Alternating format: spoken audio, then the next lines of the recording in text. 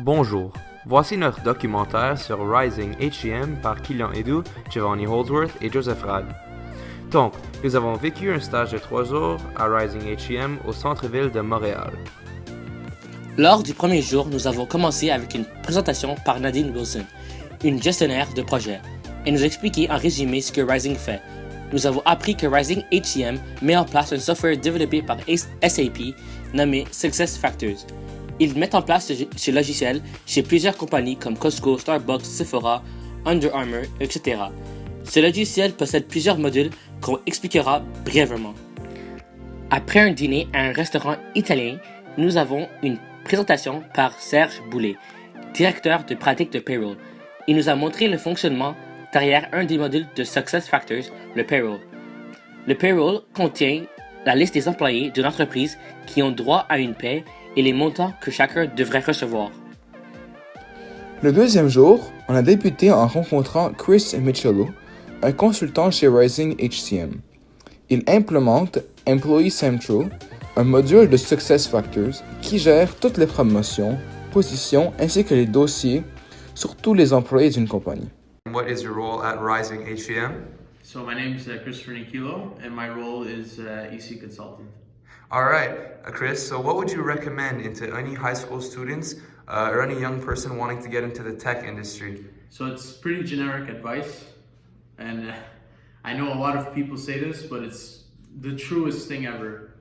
Do what you love, because even from a technology perspective, if you like technology and you have another interest, whether it be food, whether it be HR, human resources, accounting, soccer, there's always a technology behind it, and you could always get yourself involved in that. Perfect. Lors de l'après-midi, nous avons une présentation par Fabienne Hernandez.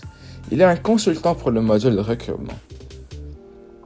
Ce module crée les pages de recrutement de nombreuses compagnies comme Hydro-Québec à leur demande.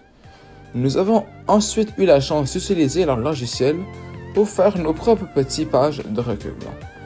Le troisième jour, Nadine nous expliquait l'aspect business derrière la compagnie ainsi de ce qu'elle fait dans son rôle de gestionnaire de projet. Nous avons appris à propos de plusieurs concepts comme les overhead costs et comment ils gèrent les budgets de projet.